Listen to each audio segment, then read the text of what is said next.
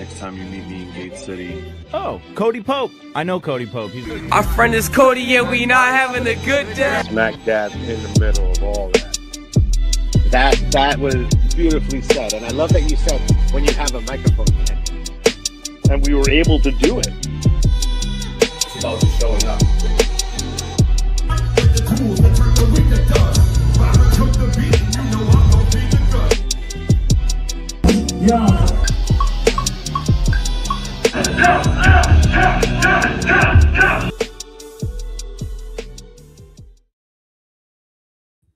What up, world? Welcome back. Welcome home. Welcome to the first time. It's another episode of Cody Central. Thank you guys for tuning in. We already got a nice little crowd building up here. Appreciate we got a little mix of Facebook and YouTube. Shout out to everybody.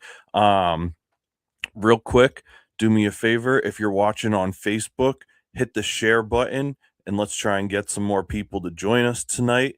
If you're watching on YouTube, make sure that you're subscribed to the channel and keep on dropping those comments and helping us get the word out there. This is going to be a fun one. As you guys probably saw in the thumbnail, it is first one of 2026. Yo, shout out to Fee the Evolutionist here joining us for the first one of 2026. We got some legends in the chat. We got some legends at backstage that are going to join me on the stream momentarily. I'm going to run through a couple things real quick. So like I was saying, if you're watching on Facebook, make sure you hit that share button. Let's get some friends in here. And if you're tuned in from YouTube, thank you. Please make sure to like and subscribe the video.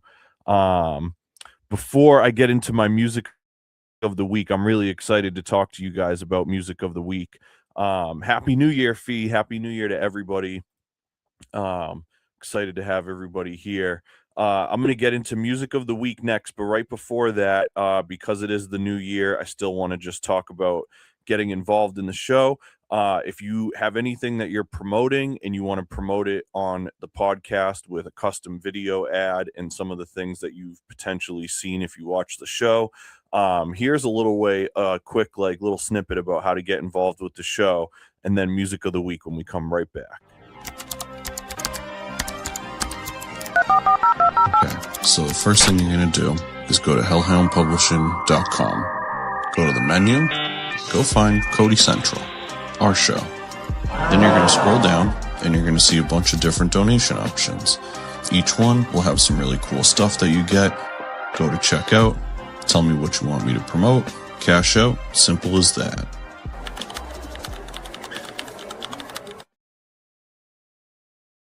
Simple as that. Thank you to everybody that sponsored the show in 2025. Wow. Really appreciate you guys. Seriously. This whole podcast thing has been quite the journey. So it's really cool to get some support along the way. Let's get into music of the week. I'm really excited about this one. This one is a single. It just came out. I want to say it just came out this week. I could be wrong on the release date, but it's from Jill Scott. It's called Pressure. And so naturally, when the Queen Jill Scott announced she had a new album coming this year, it was a profound breath of excitement to music fans around the world. It's been a long time coming that we get some new music from one of the most impactful and powerful voices of music.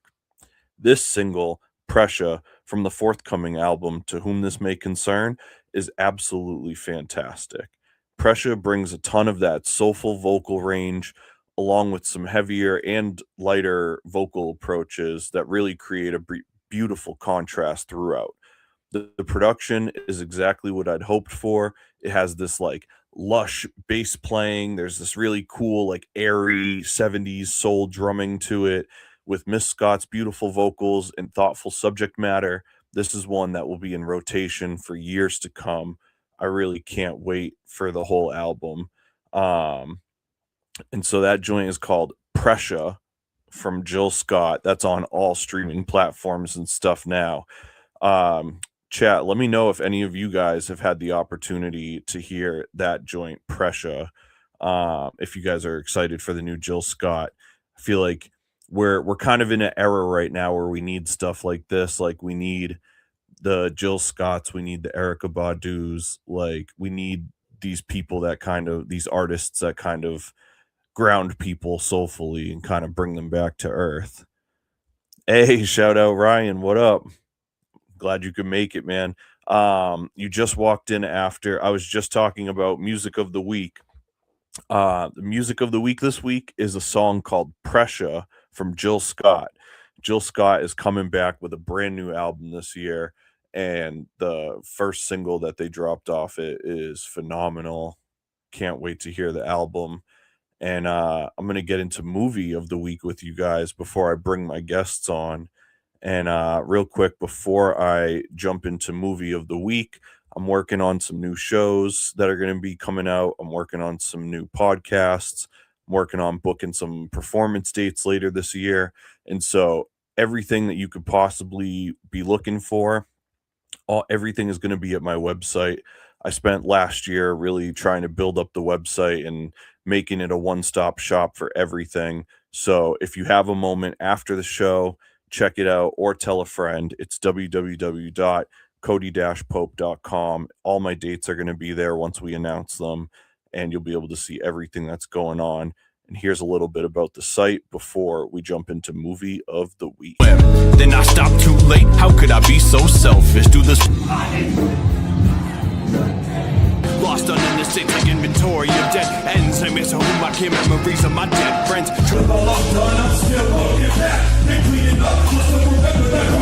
It's my soul on the record, like removing the mask. Brain connected, feel electric, intermeshing spacecrafts.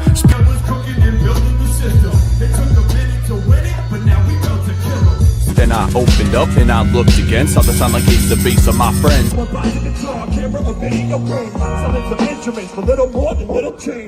Lost some gems, I'm bound to lose some more. This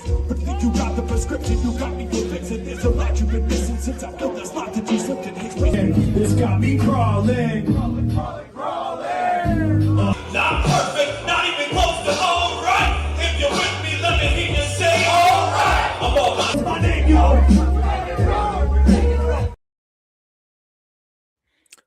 Yeah, so thank you to everybody that's checked out the website already.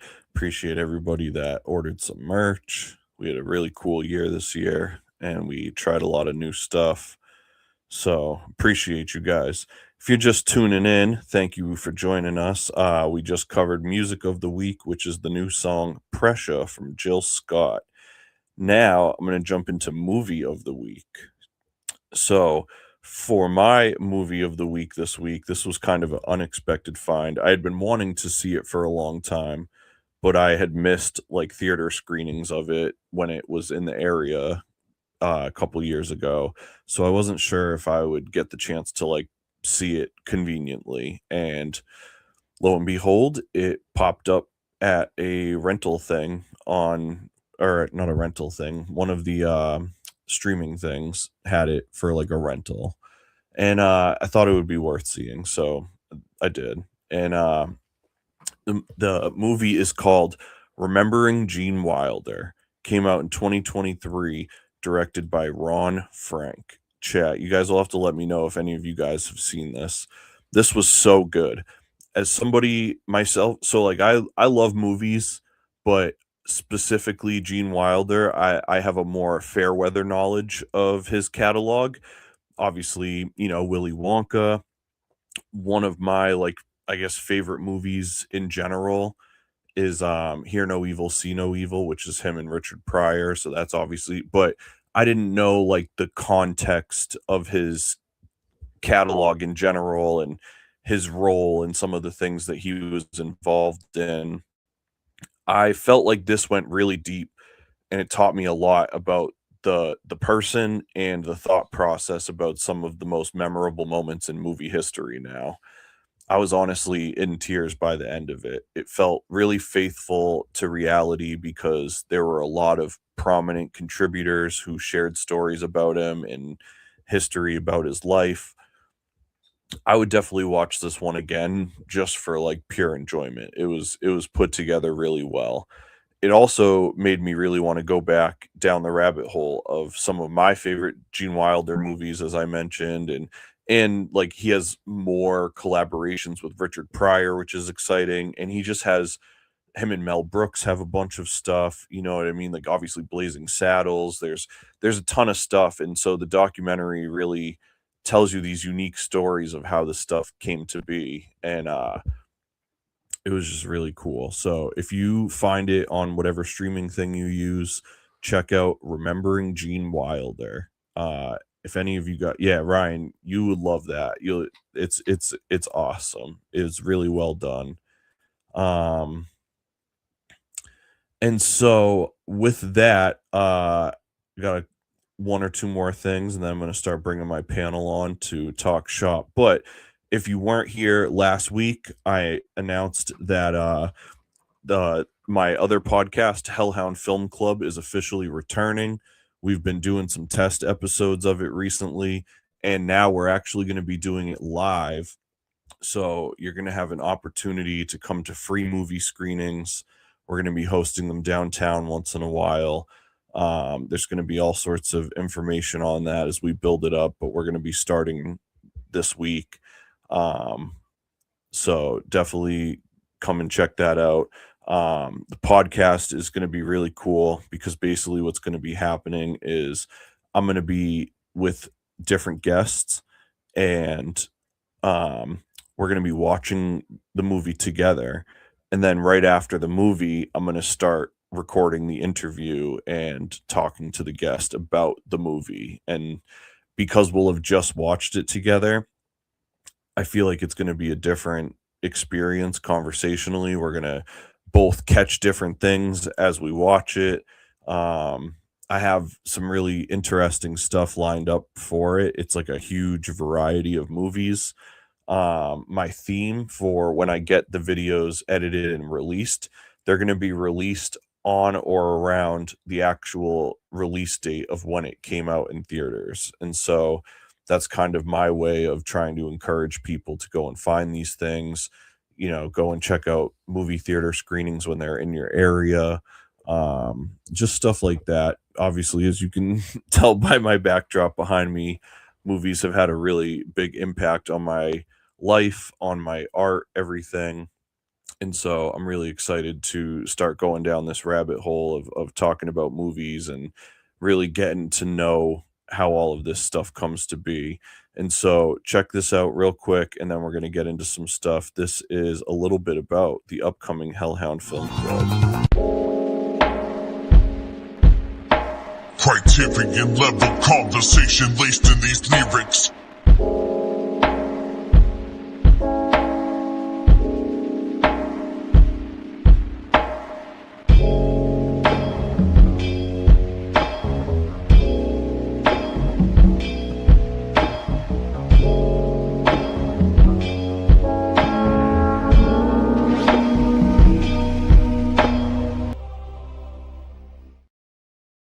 So I'll definitely let you guys know more about that as we get things cracking. We're gonna start recording this week, though. I'm really excited about that, and I'll share more info on that as we get it.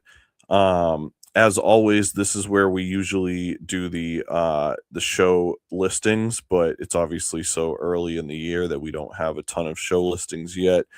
If you have a show coming up that you want to have plugged on the show, send an email to codycentralshow@gmail.com and send me the flyer and any info that you have, and we will put it in the weekly show scroll. So I'm really excited to get this thing cracking. The theme for tonight's episode is first one of 2026. I obviously missed last week or whatever, and so I'm here now. I got a homie backstage. We should have another homie coming up soon. Who knows? Maybe more people will join. But I'm really excited to get this thing going. I want to talk about end of last year, talk about stuff that we're looking forward to this year, maybe resolutions we're trying to set, things we should check out for, you know, all sorts of stuff. And so without further ado, I'm excited to bring my friend on board. He is the drummer of Cody Pope and the Keyholders, as well as Dead Harrison, Stone Shadows, Who I Am in Thraxx, and so much more.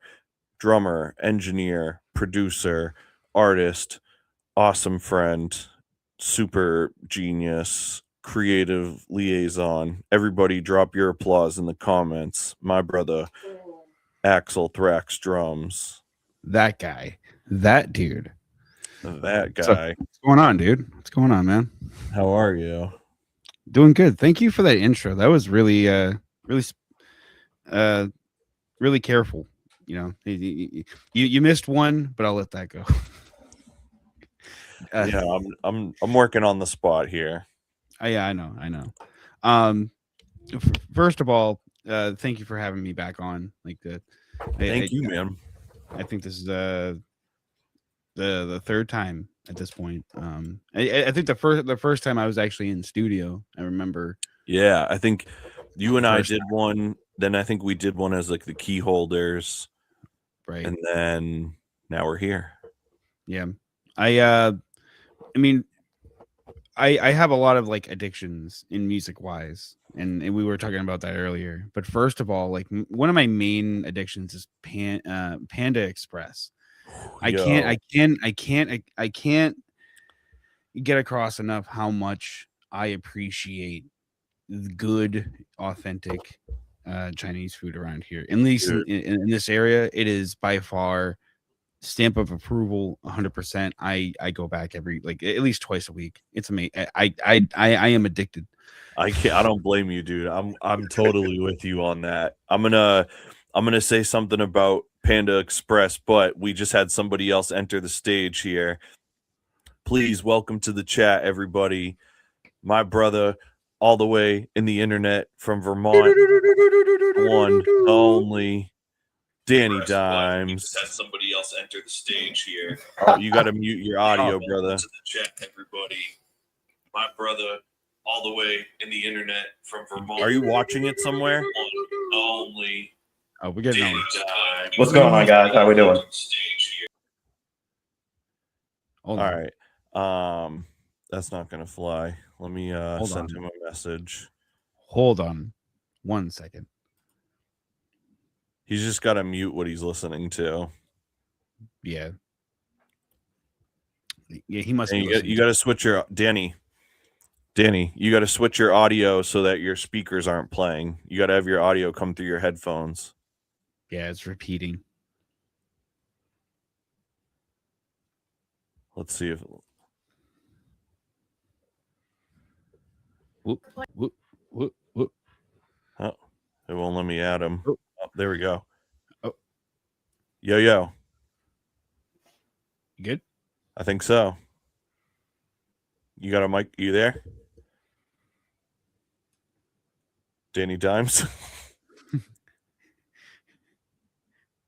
Ground control to Major Tom. Really getting these guys ramped up here. Oh, there we go. Hello, everyone. What's up? Chilling. Yellow. How are you guys doing? What's up, dude? What's going on? What's up, guys? Chilling. I actually had like a film question, like a open-ended question. Let's set it off. Let's go. Like it's a real good pathway bridge right now because there's a Return to Silent Hill coming out this year, and it's through the same dev and director from the first one and from the actual like Silent Hill 2 director. How do you guys feel about video game adaptations now, about movie or adaptations to movies now, as opposed to, say like 10, 20 years ago? It just made that. I love that you posed that, and the reason it makes me chuckle is because I was trying to think of the name of it, but I know it'll come to Danny. But there was a movie that I do movie of the week, and I watched this movie on Netflix, and the movie was ass, and I roasted it. Huh? Oh, no. Until Dawn. Yes, that's what it was. Yeah. Until Dawn. And I was going off on it on the podcast, and Danny was in the live chat, and he was like, "Yo, it's a video game." Like I didn't know any of the backstory until after I had been roasting it about how bad it was. Not to correct it real quick, but I'm gonna. I wasn't in the chat. I was actually on your live stream for that one. I was in the studio for that that's one. right. That's right. Because you were doing your movie of the week, and I was like, I can't wait. I can't wait till you introduce me. I'm kind of fucking your shit up tonight. That's why you weren't on camera yet. Oh, yep, I wasn't, and I was like, I got to get on camera, but like, I got to speak my piece. I can't wait and try to bring this back in later because it's not gonna be organic to bring it back up later. I'm gonna be you won't get the same candor. No, you were talking about something. Nah, I interrupted you 100%. That's how I remember this. But yeah, it was Until Dawn, and it was a very poor, I felt, adaptation of the game.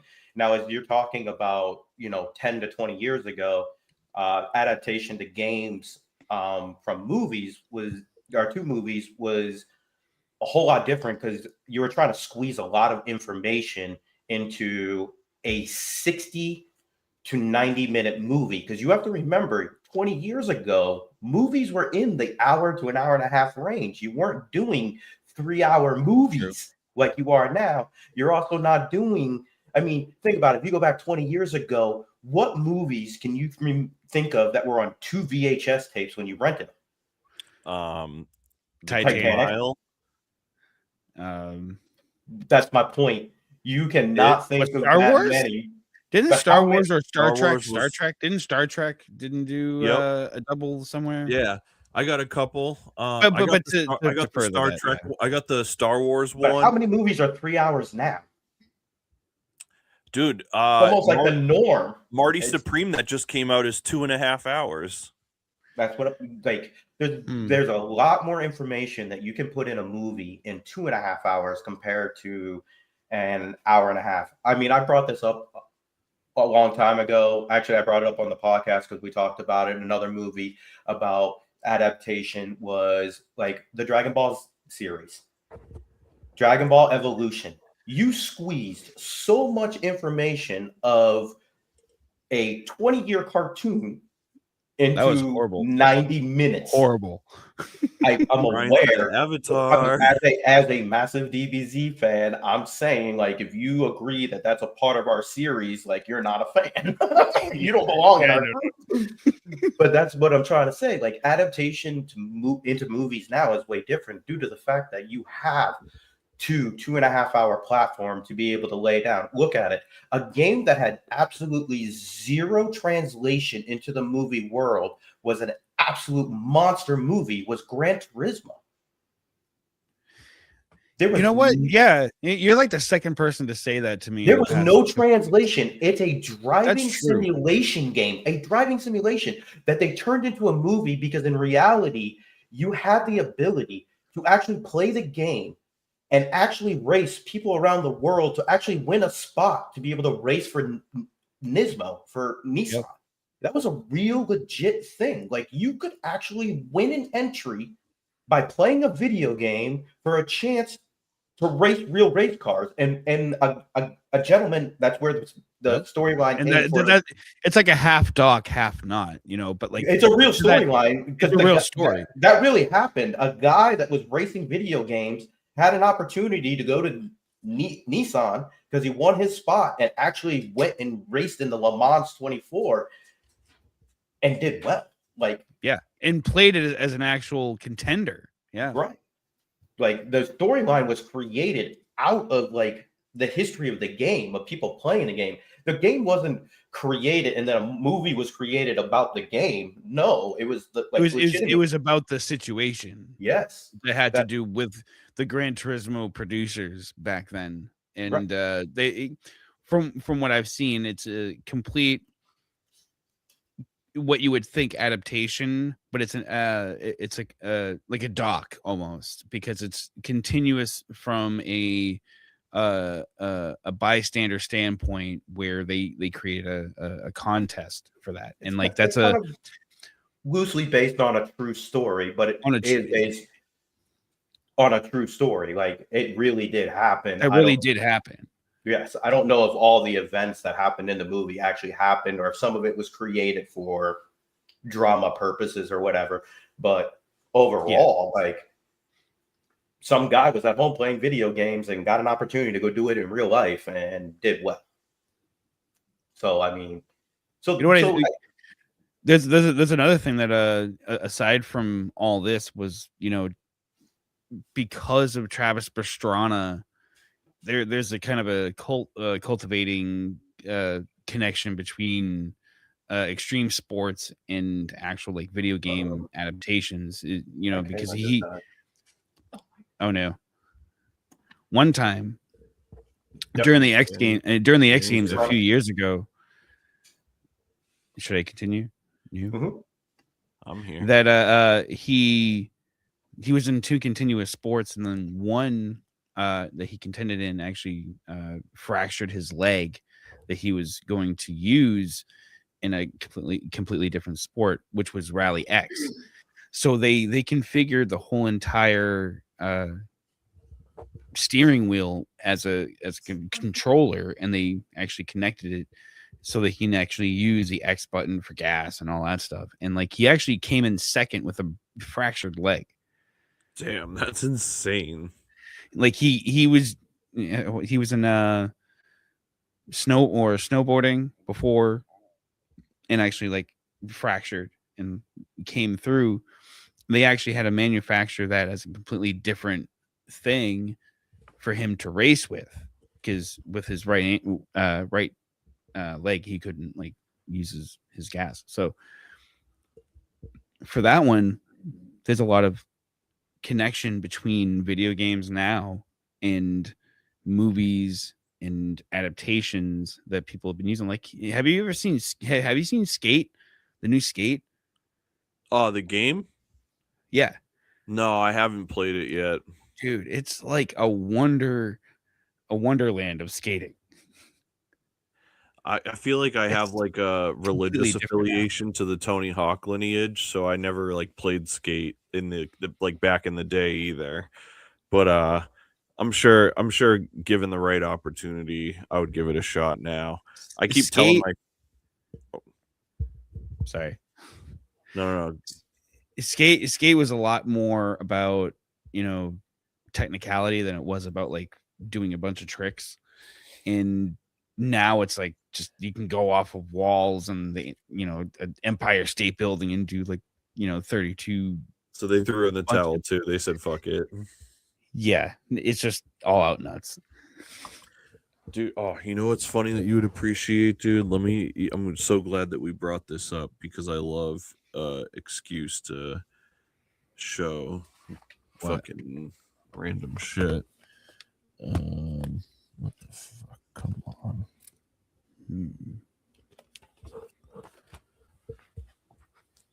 I don't know where Danny. I keep waiting for Danny's camera to pop back up, but I haven't seen it pop up yet.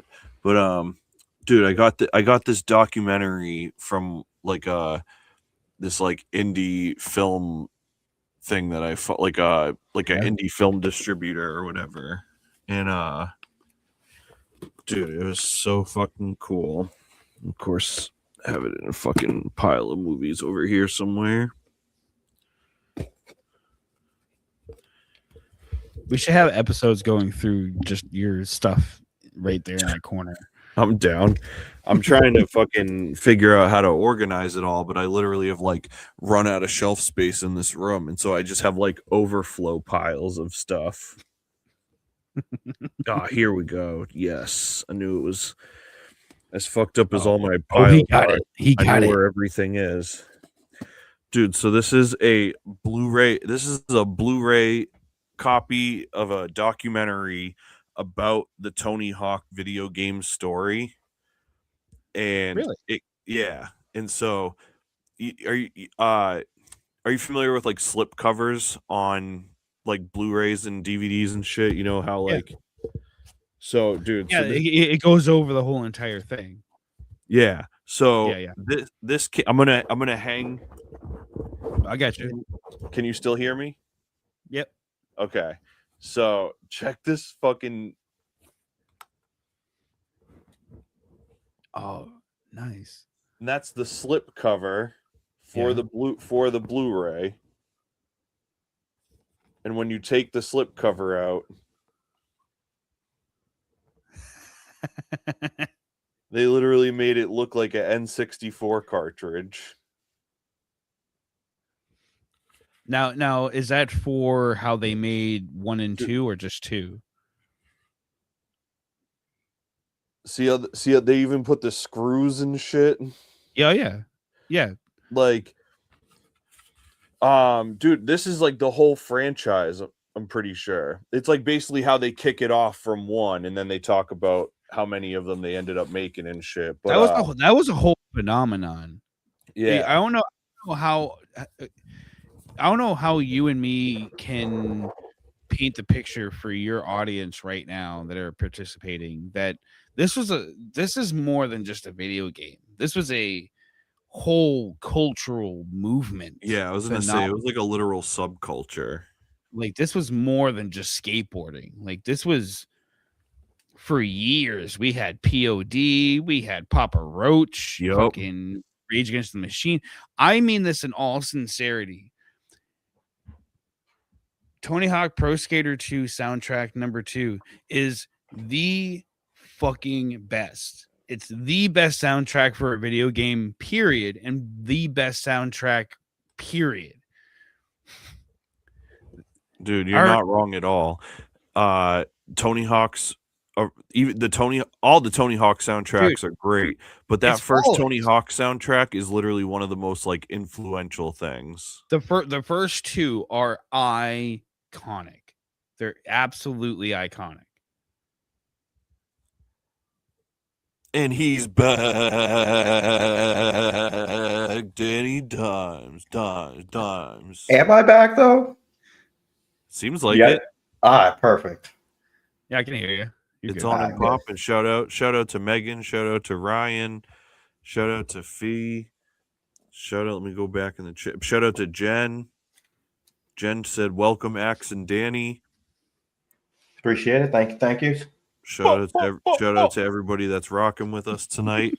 Make sure you guys, if you're on Facebook, make sure you. Oh, shout out to Danny in the comments. Oh, Danny, we got to get you back on the show soon, brother. Big shout out to Danny. Danny's right here. I'm talking about Danny Hen in the chat. If you guys are looking at the comments, I was so confused. I'm like, wait, he's right here. Apparently, I'm not a good enough Danny. Damn! Wow. The other Danny. No, but my man Danny Henriquez in the chat, he was the first person to sponsor the podcast, and so let's go. I used his YouTube channel. Shout out to Schoolyard Pro. Shout out to the Hen Dog Half. So I took stuff from his YouTube channel, and then I made that's how I started doing the commercials that we do on the show, basically. Yeah. So big shout out to him. Much love. He's always supported me since we met. We met at Holiday Stroll, which was dope, and then we just kept in touch since then. He has a podcast called The Hen Dog Half on YouTube. Make sure you guys go check out, like, and subscribe his stuff. He's always traveling, going to different spots. He'll like drive to New York and like go to food spots and shit like that. Like he'll go to wrestling indie wrestling matches and stuff. Like his channel's really cool. It's like a lot of interesting travel stuff. So make sure you guys go check out his channel, like and subscribe. But yeah, let's fucking get into some stuff. We were already getting into it. I guess we can talk as a generation that lived it. That I don't know how to tell it to a younger generation that skateboarding was just more than Tony Hawk, and Tony Hawk was just more than skateboarding. It was a whole fucking movement for a few years where it was just nothing but like poser skater people, skater poser people, or like just anybody trying to be like skateboarding was such an evolutionary pop culture phenomenon that was like right through metal music, like Limp Bizkit and all that stuff. Like DC was working its magic through a lot of like television and exports and stuff through like Jackass or for Viva La Bam, like Etnies and all that stuff. Like you couldn't go on TV from like 99 to 2002 without seeing at least one skateboarding type of ad. It's weird. Oh yeah. But it was such a can't forget about Rob though. Oh, Rob Deirdre. Yeah, hell yeah. I mean, Even before that, Danny Way, bro. Have you ever seen the DC? Well, I'm video? just saying when you're, but I'm just saying when you're talking about DC video, you're talking about them. The DC video is fucking goddamn conic. But I'm saying like when you're talking about you couldn't turn on a TV like Rob Deirdre and Robin Big. Yeah, hell yeah. They were everywhere, like Fantasy Factory, the whole 9 yards. Like, I mean, yup. And the only thing I'm going to bring up about skateboarding, because you kind of like just hit on the whole like Tony Hawk thing, is, yo, what is up with these kids nowadays turning a video game into real life? The tricks they are doing now are ridiculous. It's insane. It's insane. There were tricks that I was doing on Tony Hawk 2. When I was on Tony Hawk Pro Skater 2 doing these tricks, and these kids are doing it now live. They're doing it for real. Like, so I brought that up. Because Cody, shout outs to that real shit. Cody brought up Skate. Shout out to the VHS tapes. the video game Skate. About the skateboard shit, bro. Oh, that's so real. In America, dude. Like, I really fucking, dude. I got fucking. You got Eric Costin. You got Eric Costin stuff. Yeah, I got. DMs. Woo! Remember 411? This guy bringing out the real shit, dude. 411 Video Magazine. Yup, dude. So what did you order from CSS? Oh, CCS, dude. Yo, that was the best, dude. Oh my god, dude. When people got the only magazine catalog, it was like, bro, can I color in your catalog and like let me fucking show this to my mom and give it right back to you? Like, and it was like my mom was never ordering that shit, but I would I got a job at 14, and so like once I had a job, I would literally like give my homies money to like order me shit and be like, yo, let me get like a deck and fucking some hardware. I want some Shorty's hardware, some Jessup grip tape. Like, dude, PJ Ladd's Wonderful Horrible Life. You ever see this joint? It's like all fucking Boston footage and shit. It's crazy, dude. It's got Jerome Wilson, or not Jerome Wilson. What the fuck is his name? God, I forget. This is an old joint from Consolidated. Don't do it, dude. Skate. That was like Mike Valley. That was like before I found music.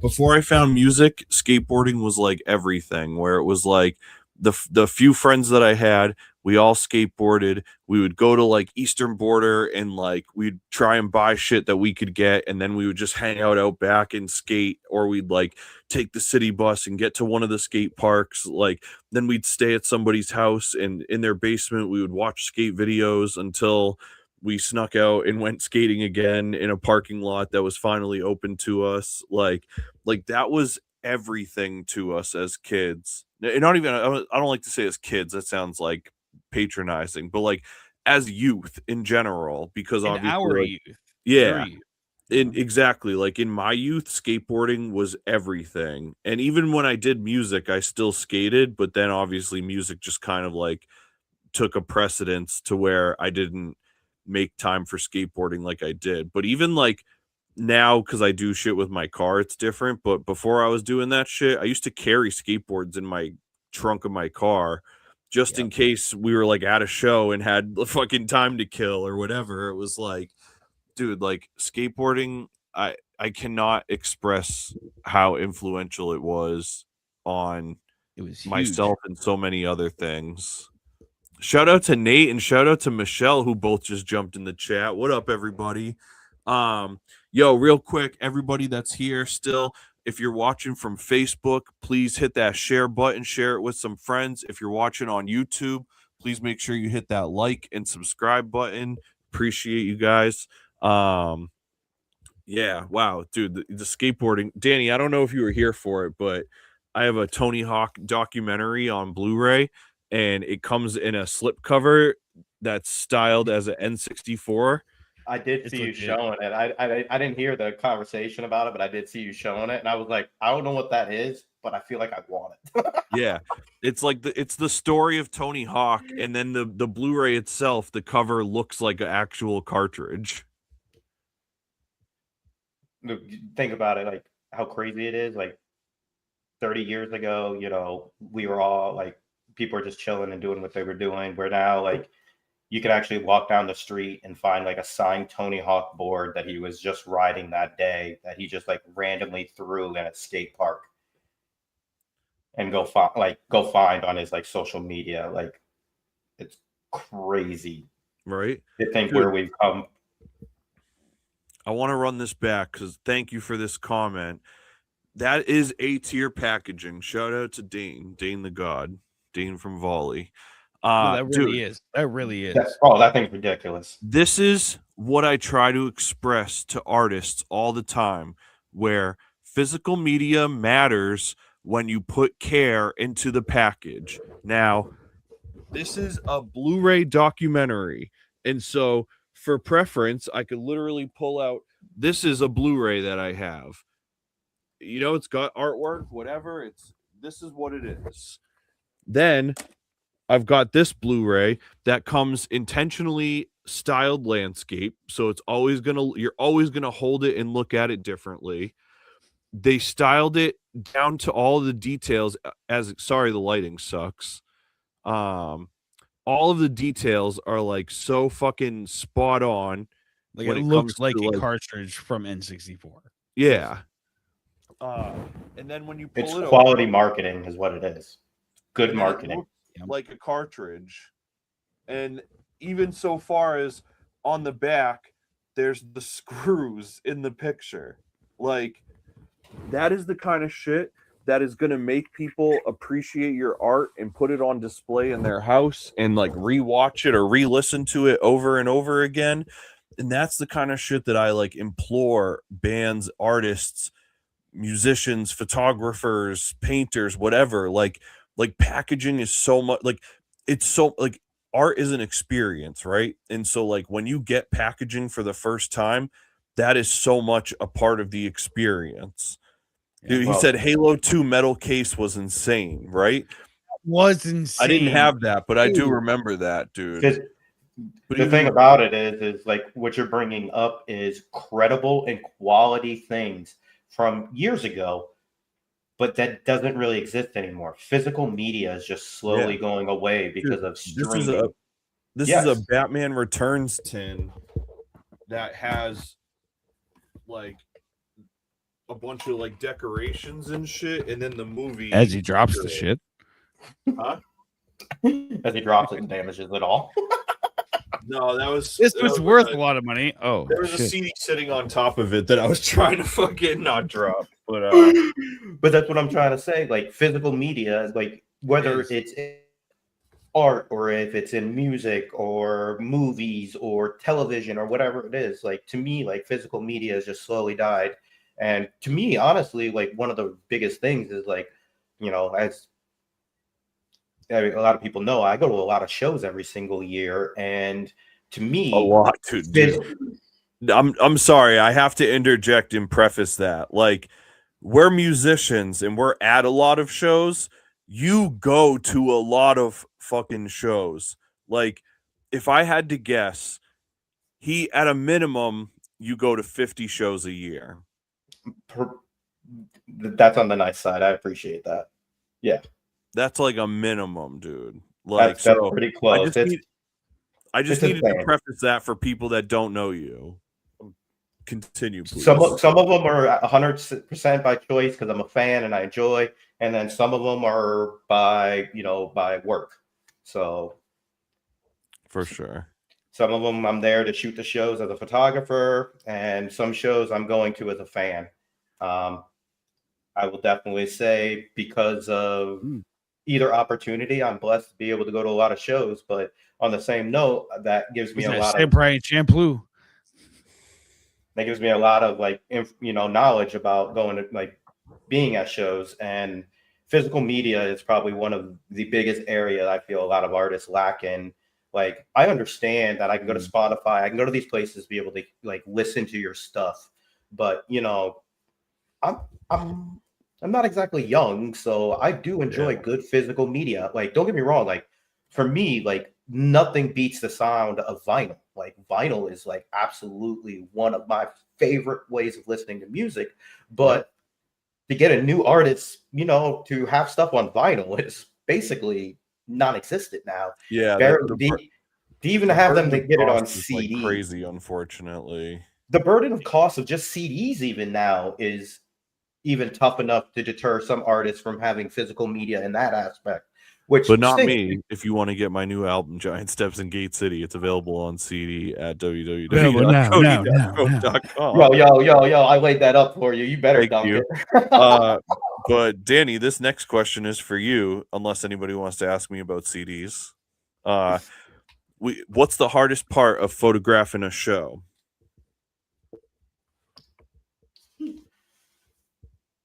Lighting.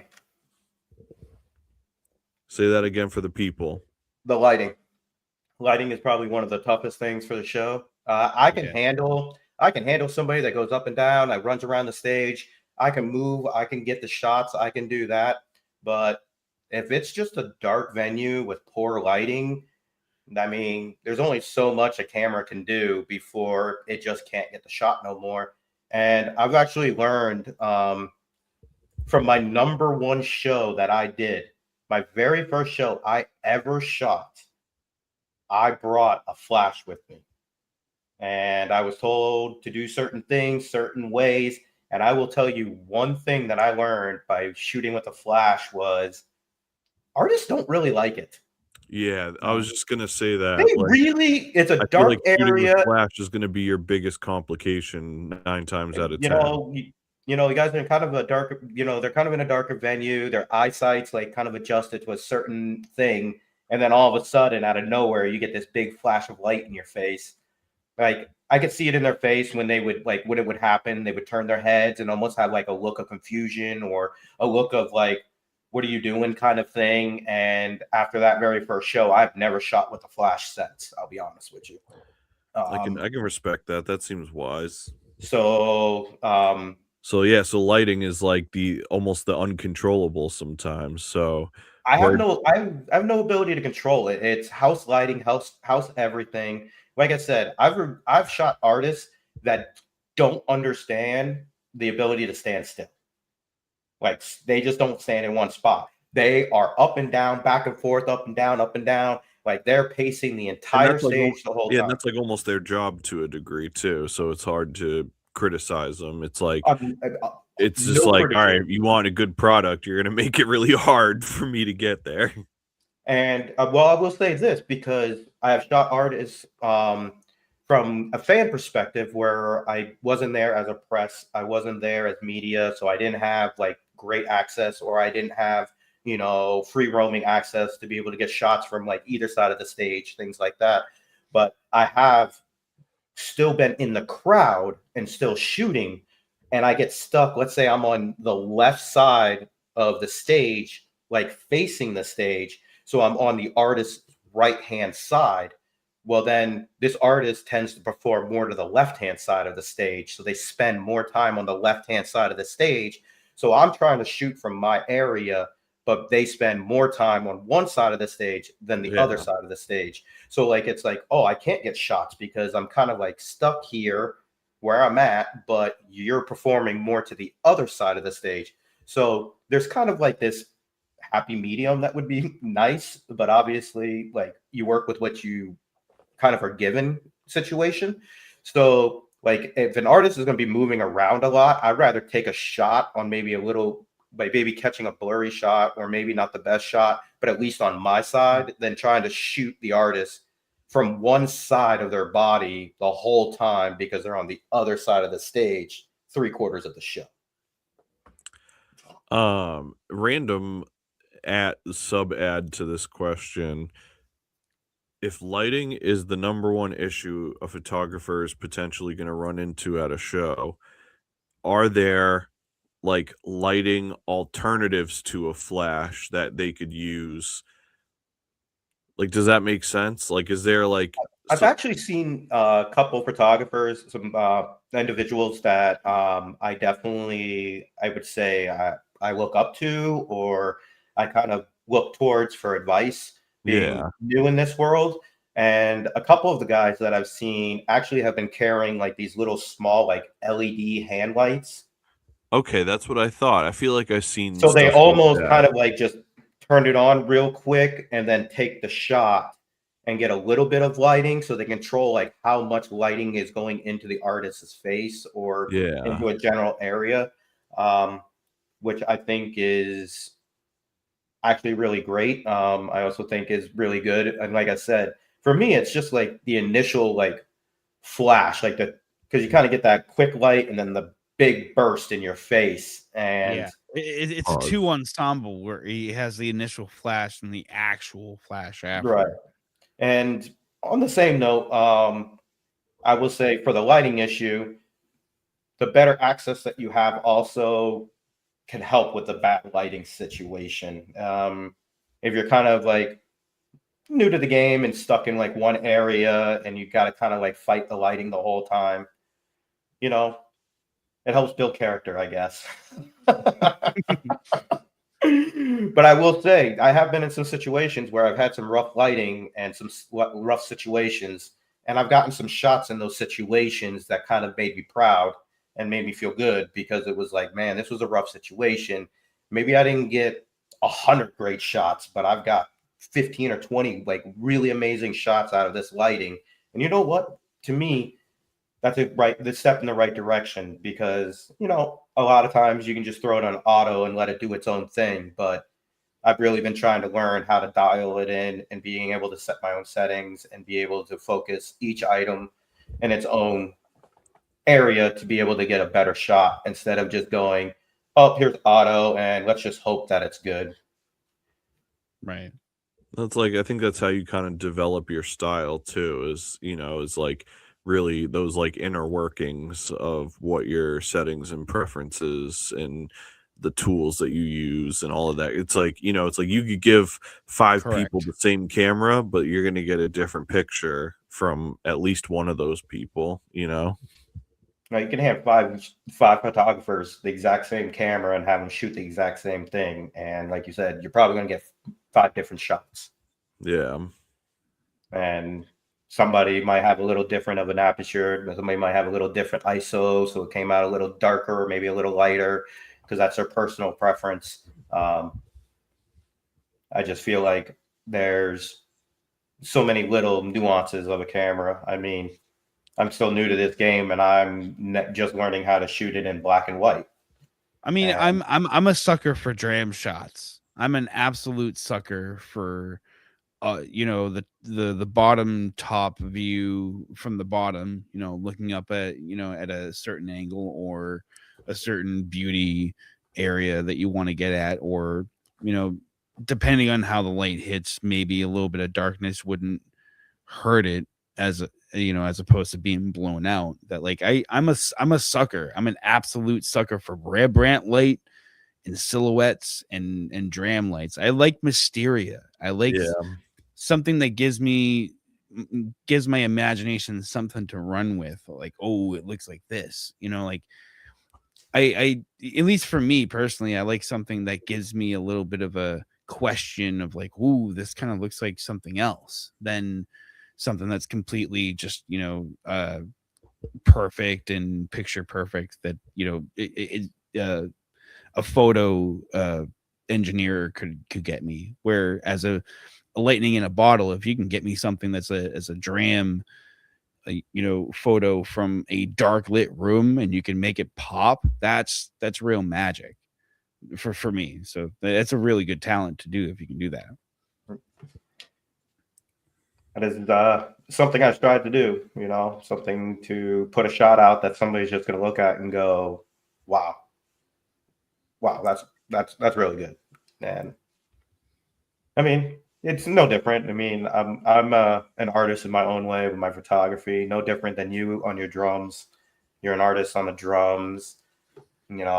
Cody with his many different talents of artistry between editing and his music and things like that. But we're all just striding to take our art to put something out that people are going to look at and enjoy.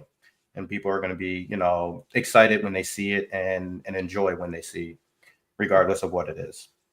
Right. This is the perfect time for me to interject, right? So we just spent before this, you'll see why I'm getting to this. We just spent like 10, 15 minutes talking about skateboarding at some point, right? Yeah. Well, my brother Ben just entered the chat. Shout out to Ben. Ben was on one of the first episodes of Cody Central. He's an incredible person that I've known for a long time, but more importantly, he's the coach at the New Hampshire skateboarding camp and is now in the process of opening up the Gate City skate park, which is an indoor skate park. And so I heard about that one. yeah, That's really Ben is responsible for bringing this Gate City skate park to life. And they just hit a bit of a snag with some like logistical, like fire department kind of stuff. So they're setting up a fundraiser right now. They're doing they're trying to raise money so that they can take care of all of these different like building modifications that they need to take care of so that they can be up to code and get everybody in there skating. Ben's one of like the hardest working people I've known. So hell yeah. So Ben, when you have a sec, drop the link in the chat so that I can share it. I'll try and share it here so that all the YouTube people can see it if you're on Facebook. But let's get that some traction. Hell yeah. Yeah, we need to help this out for sure. Ben's invested so much originally into the skateboarding camp. He was, like at the new skate park over by the YMCA here in Nashua. He was like one of the coaches and like one of the people that kind of like took lead in keeping that thing going and like getting all these youth skateboarding, and now doing this indoor skate park thing on top of it just really shows like that stuff that we were talking about before, where like skateboarding meant so much to us as kids and it was such an important thing to us. And it like gave us a place to be so often. And so to be like in my adult life and to have like one of my friends doing something that is like making skateboarding accessible to people just like makes me fucking incredibly proud. I'm going to share his link right here. GoFundMe.com/F/help build New Hampshire's first nonprofit indoor skate park. Share that shit. So even if you got $1, $5, whatever, everything is important to try and help. The more of us that we get involved, the more this place is gonna come to life and be here forever. That's the other thing that's important, is making sure it is sustainable too, so that the kids that are gonna grow up in this place, we want their kids to be able to eventually learn how to skate in this place too. You know what I'm saying? So if you guys got anything that you can do to support that, please support the cause. Once again, the link is right there. I'll make sure to share that wherever I can as well. But take a little more time to leave that up. And 2, 1, boom. Awesome. Perfect timing. We also got a little more viewers than the last few episodes here at random points tonight. So shout out to everybody that's been jumping in. Nice little mix of YouTube and Facebook here. As always, if you're watching from Facebook, please hit the share button. And if you're watching from YouTube, please make sure to like and subscribe. We're trying to hit that 500 subscriber mark on YouTube. We're pretty close. We're in the mid 200s right now, so we're on our way there. So every subscription counts. It costs you nothing, and everybody that has a Gmail account has a YouTube account. So if you can throw us a sub over there, that would be awesome. 500 subs is the first milestone we have to hit towards monetizing the channel someday. So yeah, that was a perfect segue. Just because I saw Ben pop up in the chat. shout out to my brother Ryan, who also is the longboard ninja master. Ryan actually got me my first ever so obviously I was more of like a traditional skateboarder, but growing up I eventually wanted to kind of learn everything, and Ryan is an avid longboarder, and so Ryan introduced me to Green Street Skateboards, which was a longboard company that literally made their decks here in Nashua. It was ill. This dude Was it that place on Main Street? I'm not sure, Ryan. You'll have to confirm. I thought it was like out of somebody's house or something. There was like a boarding place up on Main Street for the longest time. I forgot what the hell that place is. Dude, I think I have the deck still. I don't have trucks on it because I want to like literally display it. It looks so cool. But that's another one of those things where like longboarding opened up kind of like different opportunities. Skateboarding, yeah, it was somebody's house. That's what I thought. He just confirmed it in the YouTube chat. Okay, then what was the place up on Main Street? If someone can answer that question. Yeah, hopefully they can. But crazy story. Ryan got me my first ever longboard, and so we would try and find time to go out and ride.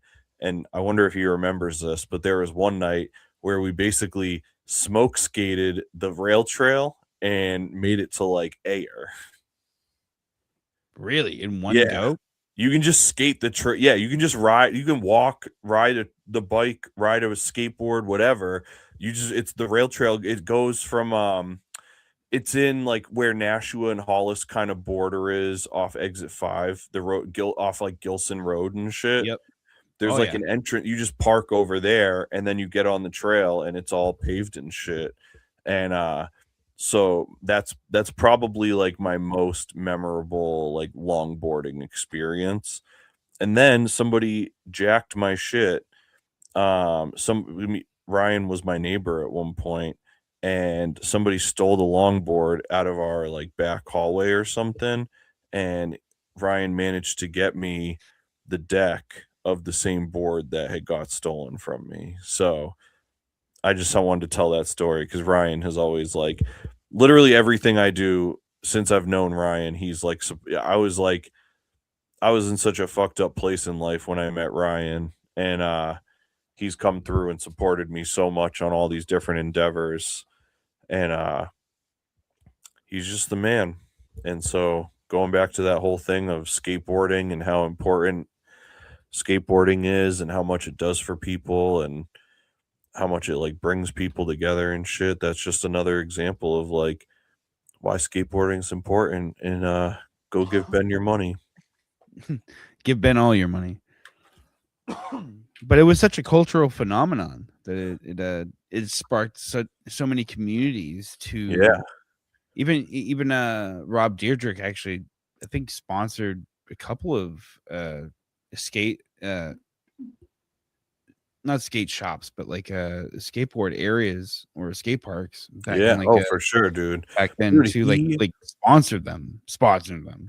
People like feel different ways about it, so like feel how you feel. But Rob Deerdick is one of the founders of SLS, which is Street League Skateboarding, and absolutely, and like that. Not only did Street League Skateboarding help legitimize the sport in the eyes of like traditional sports viewers and shit, but it opened up all of these like competitive income opportunities where like it's more competitions that people can go try to like earn how to eat. Yo, I love this. Dane brought up a good point. This is for you, Ben. You should be in the chat right now. But Dane said shows at the skate park. What's good, Ben? Dane is a diehard skater, and he plays I've been patiently waiting to say that. I'm over here like, when are we doing a show? What's happening? Yeah. Key holders, let's go. That's exactly my thought too. I definitely want to do some shows. And I'm already thinking, I'm over here down. Like, my brain is like tearing up over here thinking of like, okay, what skateboard movies do we have? What can we do there with the film club? Oh, hell yeah. What skateboard movie can we go watch at a skateboard park? Maybe this Tony Hawk documentary that I just was showing That off. too, Just and the saying. DC video. That and the DC video. That's enough. Oh, That's dude, that's yeah, enough. or, and That's yeah, enough. right. I Just feel saying. you have to watch. Yeah, right. Yeah, right Or, is like I was just about to say Eric Costin with yeah, right, dude. Yeah. I'm just saying, set it You up, got set it up that? to You watch. got that? That's the shit. That's the one. That's it. I'm saying, set it up to watch it in the middle of a half pipe. Done. Yeah, You don't need straight you don't up. need anything else. Dude, this was like one of the most inventive skateboard movies out. Between this and the Lakai videos, they they put so much thought into because they were the same company. Like I think Girl or no, Lakai wasn't, but Eric Costin ended up leaving S to go was to under yeah. But dude, they I was gonna did say, even if we watch like the the Jackass movies, right. Don't even get me started. No, Don't there's so many like iconic skate. Oh my god, yeah, dude. Don't even that's get what me I'm trying to started. say. Like, That's nobody a whole, spoil it, but Dane highlighted the best part of yeah, right. Owen Wilson's part in yeah, right is absolute. Oh, he fucking dude, skates, dude. He skates. Ben. Just because you said it, I'm not trying to flex on you, but I don't know. I don't think you were I'm here. not trying to flex, but I'm gonna flex. But I'm about to. But I'm Humble low-key brag gonna a flex bit. a little bit because we're Sick talking. flex, bro. This Sick is. flex. I got Flip Sorry, the original one on VHS. That's iconic right there. Straight up. All right, This so to make it me on is one of eBay. the We're gonna most need a iconic VHS videos player. ever. This We're gonna is need a VCR. skateboarding. This is skateboarding, right? The America video. You got the DC video though? You got the DC video? I don't anymore. I had it on DVD at one Son of a point. bitch. Actually, that was dude. Yo, the Son of a DC bitch. movie. That's what I think it was called. The DC movie. It's called the DC movie. And that was one of the first skate videos that ended up going to DVD. But Don't Do It was definitely part of that too. Yep. Dude, you got all the best ones. You have the best ones. I know. I'm Oh Here- man. here we go, dude. I'm Yup. Oh man. like that's like I'm really about this shit, bro. It was Like, a real thing back then. It was a real this skateboard, dude. This was like a local New England video. It like had a bunch of cats on it that like they were like the people that you would like look up to at skate parks. It's called Blue Collar Distribution. Like, bro, this like that's the thing, dude. Like a homebrew. Yeah, I don't know. Some of these, I think, Right. I almost wonder if some of these videos be fucking actual skate, like me and the homies skating on them. I kind of doubt it though. Last thing I'll show off because Ben wasn't here before. But dude, Hell yeah. 411 Video Magazine, the real ones. Remember, dude, you would either get this shit mailed to your house or you would pick up the new episodes like every couple of months at the skate shop. Real Like, shit. dude, this one in particular, it's all like fucking skating in Brazil. Like they go to Bob Burnquist's house and shit. Ooh. It's awesome, bro. Was that back when he had that 360 oval thing? Yup. Yeah. Dude, I He was love wild that. with that. He said we need to have an old school VHS night. He said, "Where did you get these?" Word. Brother, I've literally had these since they came out. I literally was Yo, where'd I was you find literally that? on the little two-step in Eastern Border in Sun Plaza, killing time with nothing to Love do. eBay. And I would use all the money that I could get from begging at the mall, telling people that I was a bum, and I would take that money and go and buy all my skate shit. Like, that was like real life shit. And then I was saying eventually at 14 I got a job. It was a real So, thing. yeah. That was like real skate life. for real.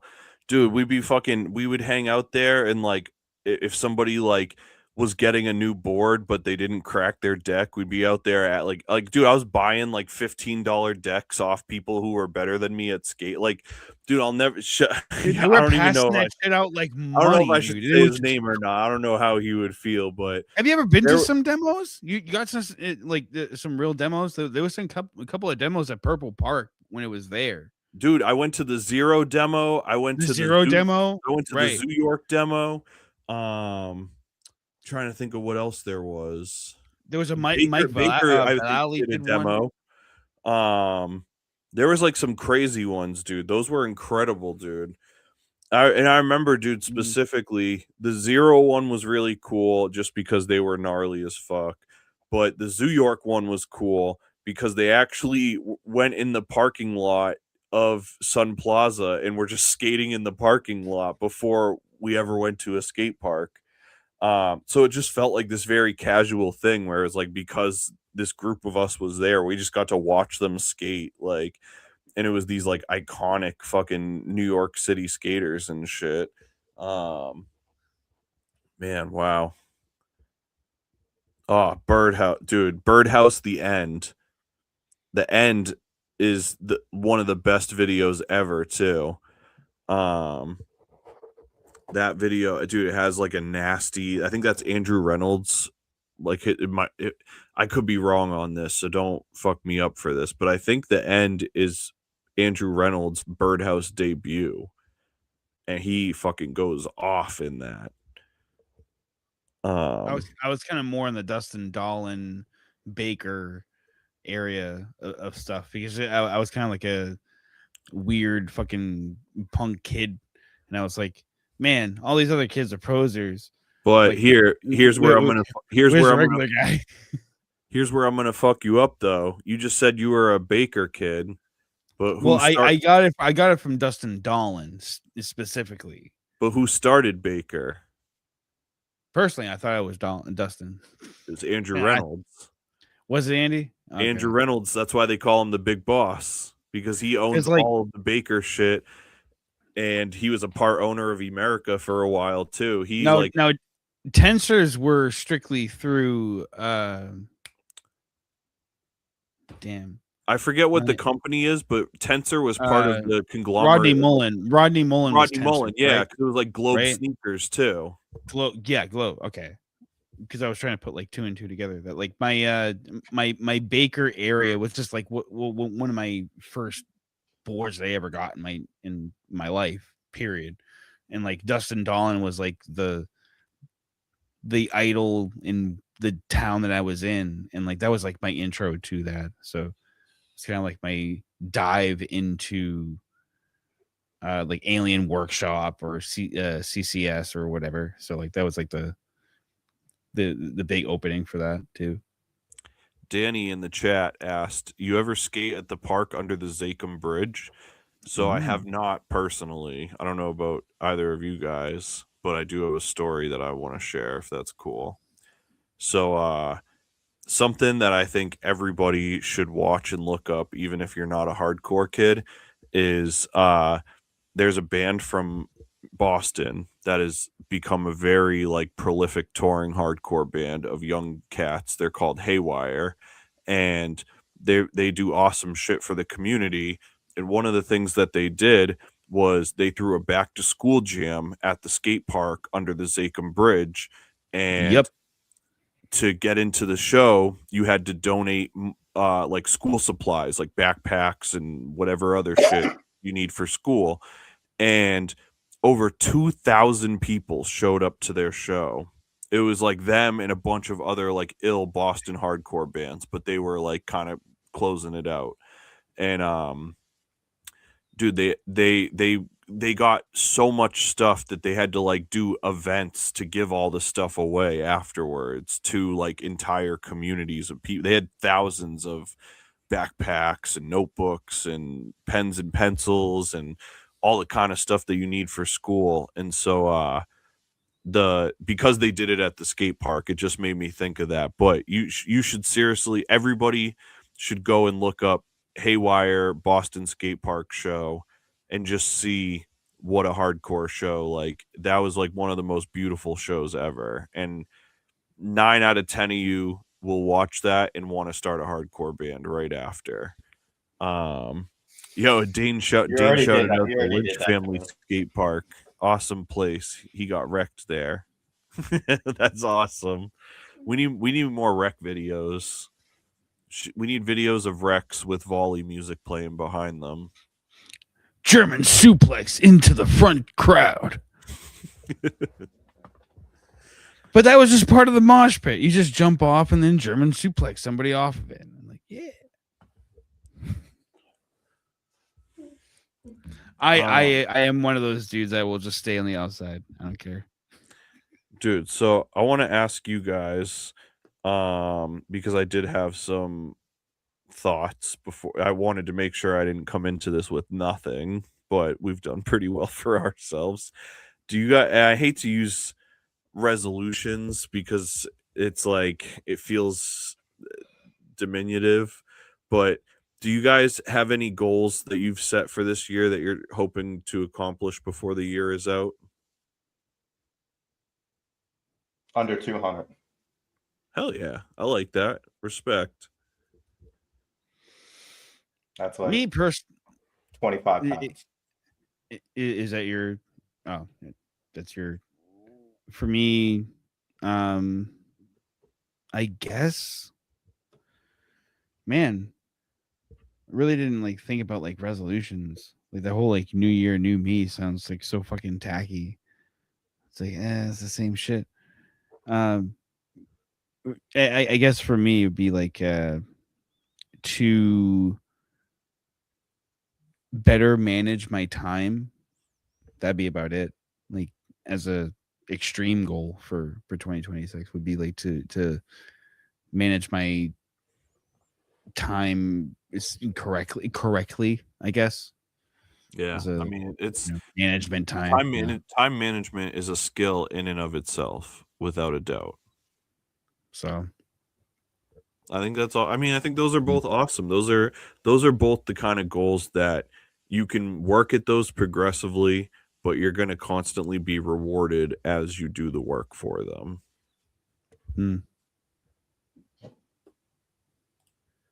Ben said, "Come skate with us, Danny."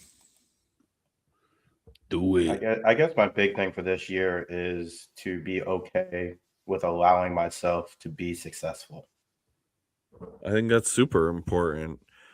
I can understand that. I definitely went through that phase, and even me and Nick talked about it recently, where it was like I use this just as like a comparative thing, kind of, but it's also in and of itself where I always felt like nobody would want to wear another man's name on their shirt.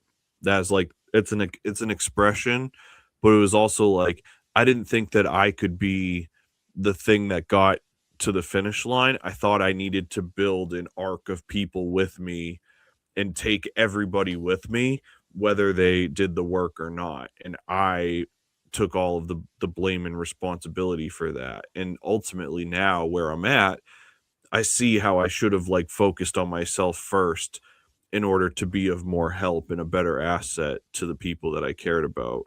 But I just didn't have the self-confidence, and I really let my insecurities make me think that I needed certain other people or factors to get where I wanted to go. And it was pretty late in the game that I learned how to, put the fucking confidence in myself. Well, I guess for me, the big thing is I've actually said this a bunch of times. I've said it out loud to people. Like I've had the opportunity to be at shows and be in places with opportunities to be able to do things. And I've said it many times where I've said I don't belong here. I just started doing this. I don't belong here. I don't deserve to be where I'm at right now. And this year I want to be more okay with being in the places that I'm at and being at the shows that I'm at and getting the opportunities that I'm getting, as not that I didn't earn them. I must have earned them to be there. I must have done something right to be able to be there. And instead of dwelling on the fact that I've only been doing this, little under 2 years, and I'm in the situations and at the places that I've been, and saying to myself, like, I don't deserve to be here yet, instead of basically already defeating myself before I've even started, and believing that I've earned the right to be there. I do deserve to be there and to take full advantage of those opportunities and use those opportunities to help continue pushing myself forward and building myself. And yeah, that's the exact 2 words right there to describe it. Imposter syndrome. But I must have done something right and put myself in the right positions to be able to be where I'm at and at the places that I'm at. And in the past, I've allowed that negativity to hurt my progression. And this year, I'm going to be more positive about it and use those opportunities to help continue building. I love what our other Danny just said. He said, "You always need a team, but your individual skill that you bring to your team is your biggest strength." That is so true, where you're not going to always get there by yourself, but being confident and being practiced in the things that you know you're good at make you the most valuable asset to a greater thing. I love that he worded that so well. That was very articulate, almost like a Shakespearean type of way of doing it. That it kind of it's a very cautious way of like saying it as well. So yeah, for real. But I hope you know deep down, and I hope I hope you set the goal for yourself to recognize the value of how much you've done to get where you're at. Nobody could have. Sorry.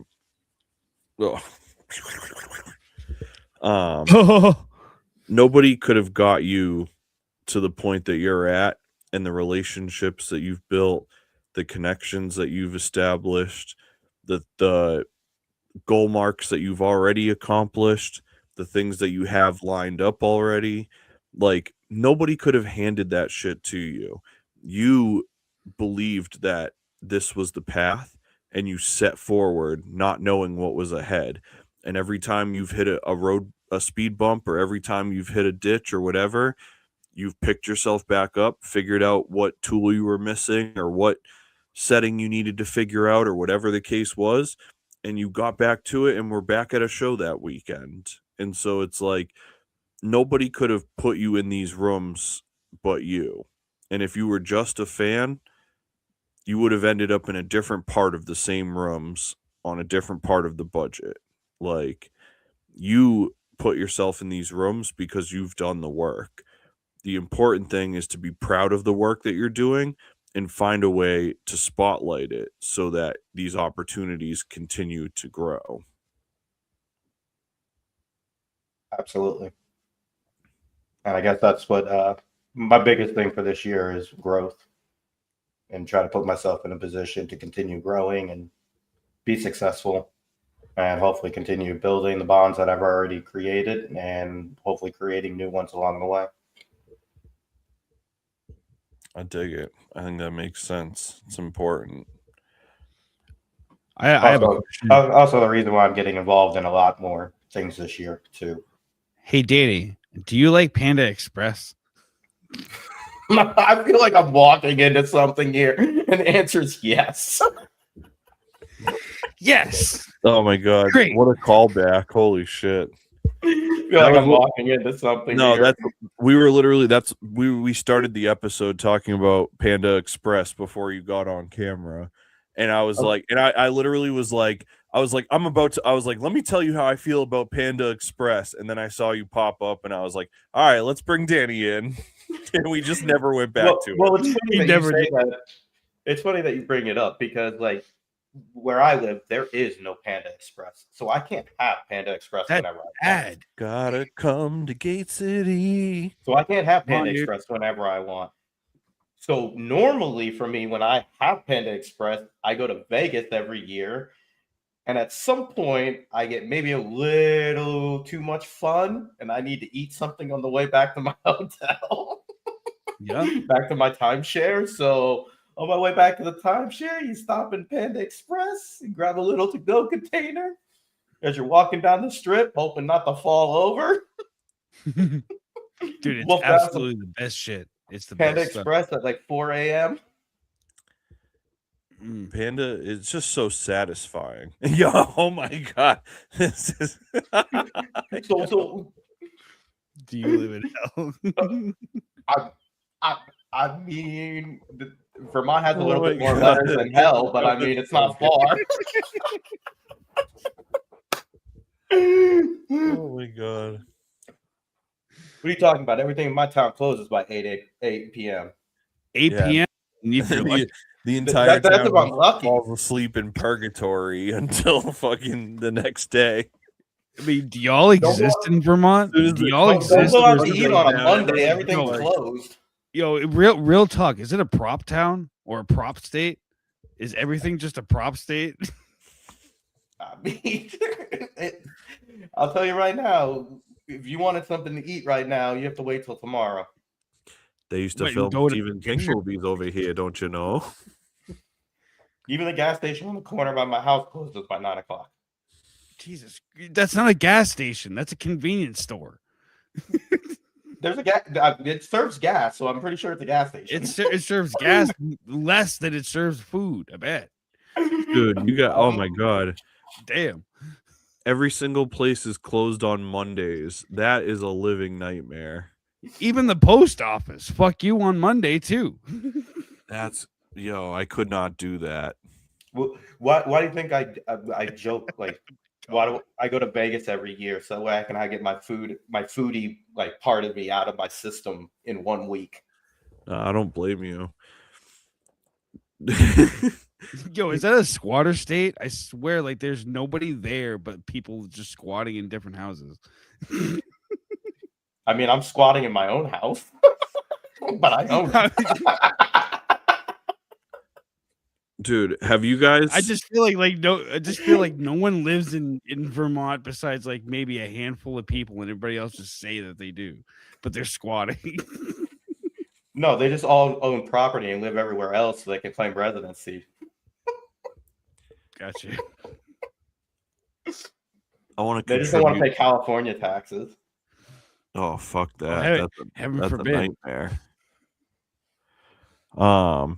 Dude, going on to your foodie kick, because you were saying about being a foodie every so often. Have you guys had the opportunity to try or even see online Dead Proof Pizza Company? Why does this sound familiar to me?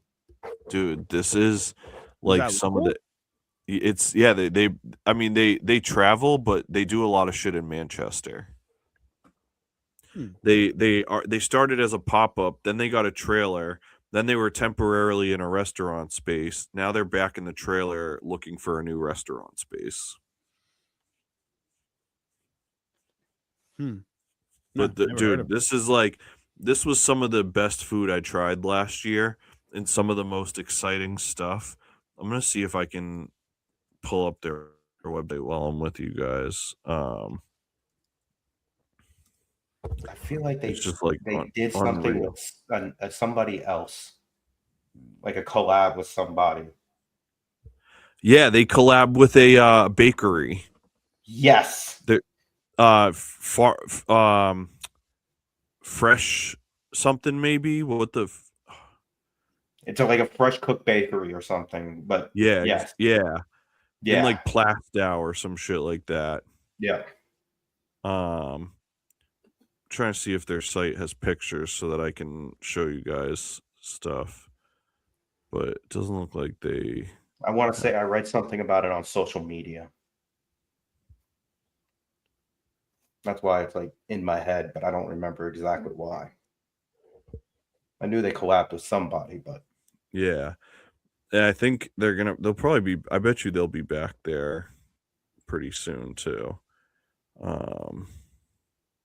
So I thought their website might have pictures, so I'm trying to go to their Instagram and then I can share it with you guys.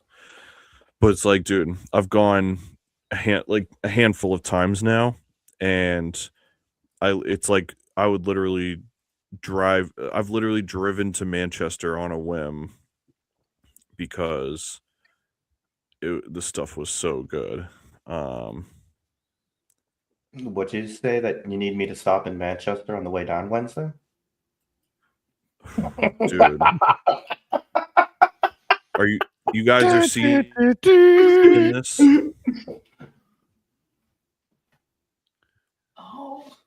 Go to this place. Shout outs to this place. Are you guys seeing this? Yeah. Yes. Yes. I can see it. I can see it. Dude, look at these fucking. God damn. And God they have. damn.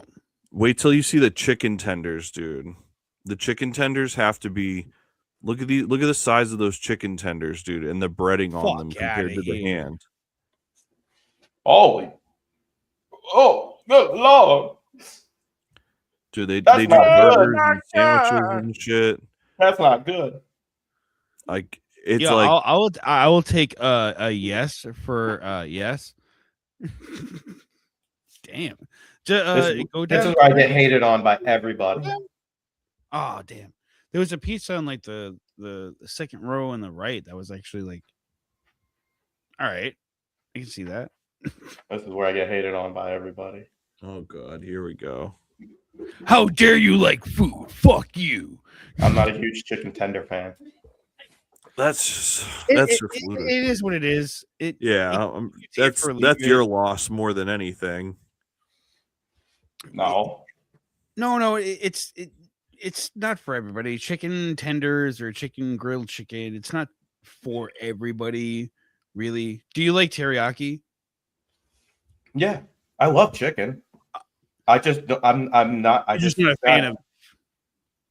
I'm not a fan of breast meat. That's just flat out. And usually chicken tenders are made out of breast meat. Right, Simple Ryan enough. said food, banter.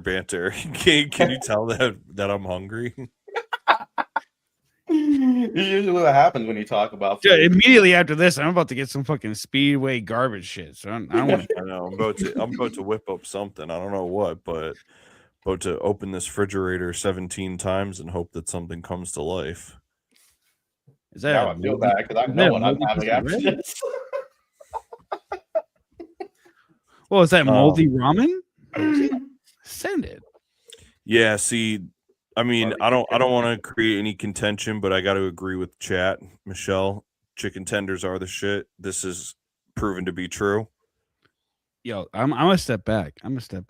Lie detector test determined this is true. Chicken tenders I'm are. Okay, simple question. When it comes to chicken, what prefer? Like, do you eat bone chicken? I will, but it's not my like yo. So I'm gonna be honest, right? And maybe this is maybe I'll get killed for this. I like wings with the bone, but I don't understand why people like it more than boneless. Flavor's different. Flavor profile. The marrow from inside the chicken, from the bones, when you cook it, kicks into the meat and changes the flavor of the meat. 100%. I believe that. Okay. I won't argue it. I like I said, I like it all. I'm just saying, I believe like all the extra, like, you know, we're gonna get into like specific, but like the cartilage, the bones, all of that, when you cook it, I believe it gives the flavor. But also at the same time, when I get bone chicken, I prefer like the thighs, the legs, and the wings. I don't really like I said, I don't really eat chicken breasts. So like if I go to KFC, it's only going to be thighs, wings, and drums inside of my bucket. There ain't going to be no breast meat in that. The chat seems to agree with you. Damn. Everybody has basically said more flavor from the bone. Danny's right. Bone changes the taste. I cook with Ryan said he cooks with marrow specifically. So I guess there we have it. There's a lot of people that do that. There's a lot of people that do that. Just like I think when you cook a cut of like beef, a T-bone steak with a bone.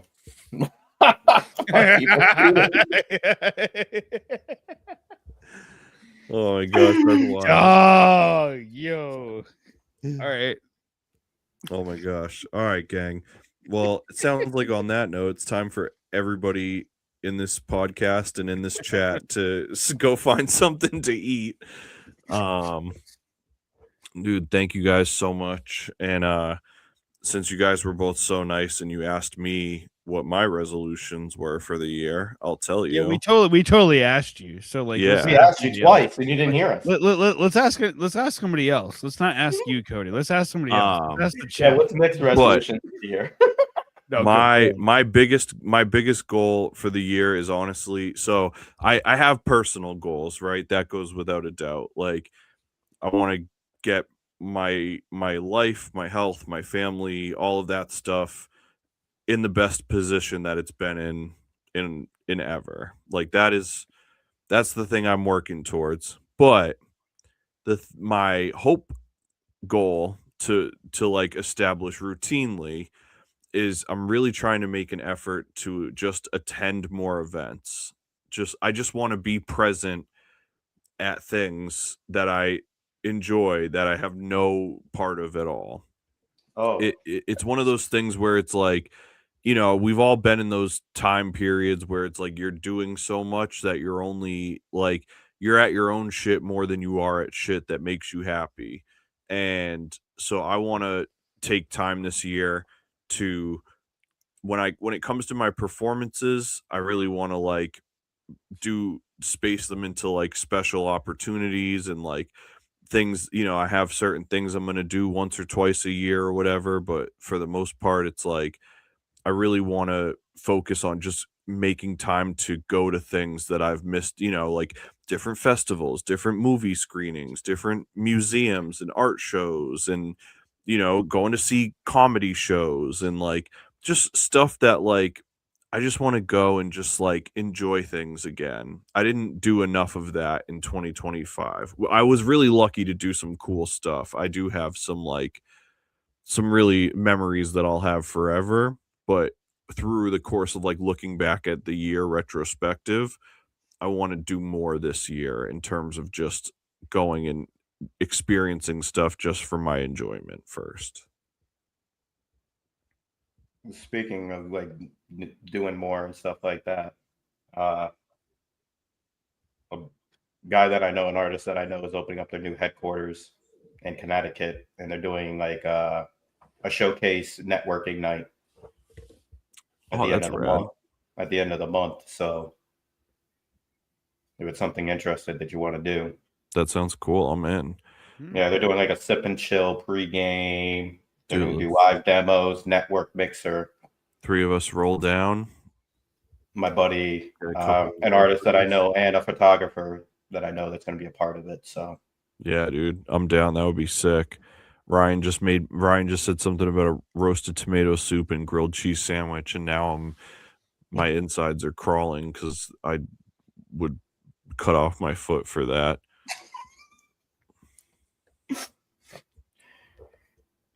Grilled cheese sandwich and roasted tomato soup.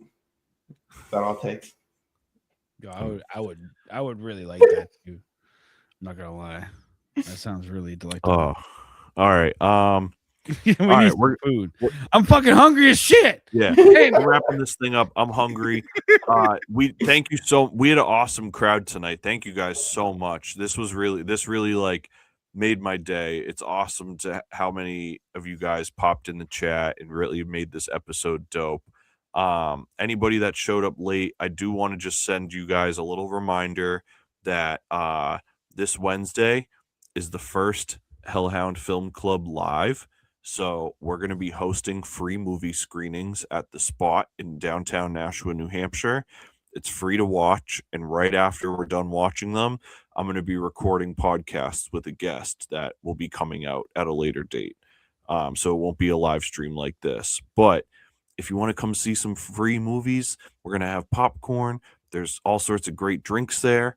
It's a really cool place. There's couches. It's going to be a cool lounge thing. I'm bringing the projector. It's free. We just want to show cool movies and do these podcasts and talk about them. It helps if you guys come out and support us, support the venue, catch us on Wednesdays. This Wednesday is the first one, and we're going to be watching a favorite of mine, Matinee, directed by Joe Dante, who I'm sure many of you guys will be most famous for Gremlins. But he did this little joint in 1993 with my dad, John Goodman. And so we're going to be watching that. got a really cool guest lined up. Gonna have the homies with me, and I'm hoping this is gonna be the start to a cool thing. Any of you guys that have followed the Hellhound thing for a long time, you know I've tried to do the film club joint a couple times in different ways. We did the audio only joint that you can still stream on platforms. We also did the earlier YouTube joint that you can still watch, which is more of me like breaking it down with film clips and stuff like that. This is the one I'm most excited for. I really hope this becomes like the permanent format, but it's all going to matter if you guys come out and rock with us. So Hellhound Film Club starts this week. Episodes will be coming out soon. We will post about them here and everywhere. Please make sure you subscribe to the tribe, Hellhound Publishing, everywhere you go. You guys got any final words before we blast this thing off into outer space? Hellhound to the underground. Preach. Personally, retro games to the death of me. Y'all can suck the dick. Preach. Peace. I appreciate you having me on, brother. Hell yeah. I also appreciate you having me. No, thank you guys, man. You guys made it great. I can't do this by myself. It's hard, you know, so it's nice to have people to bounce off of, and makes it a lot more fun. And chat, same thing. You guys make it a lot more fun. So thank you guys for being a part of this as well. This has been really good. I like this. I might have to drag you guys into your computer rooms more often, even when I have guests. No, this just makes me want to build my my streaming room now. Now you're in trouble. Let's get it popping. We'll just build a compound on your land, Danny. What are we waiting for? Oh, great! We get to travel to a place where it's just a prop town. Yeah, we'll go live in No Country for Old Men. Yeah. No country, period. It doesn't exist. It's like does Vermont exist? I don't know. You have to go there. Thank you, Ryan, so much. I appreciate you, Ryan. I appreciate everybody. You guys are the best. Thank you, my panel. Love you all. You too, brother. Thank you so much. And we will be back. We will be back next week. Catch us same bat channel, same bat time. Preach. Preach. Oh, hold on. I fucking freeze frame. Freeze frame. Here we go. Don't. All right, guys, we're heading out. Have a good night, everybody. Free.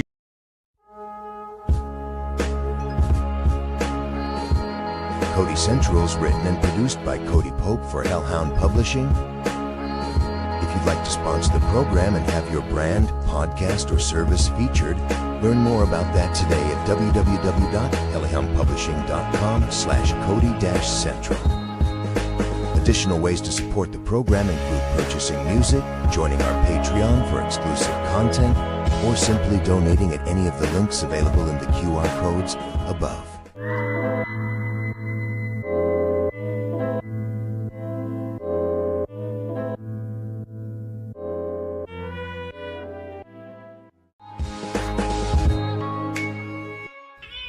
I certainly feel sorry for you.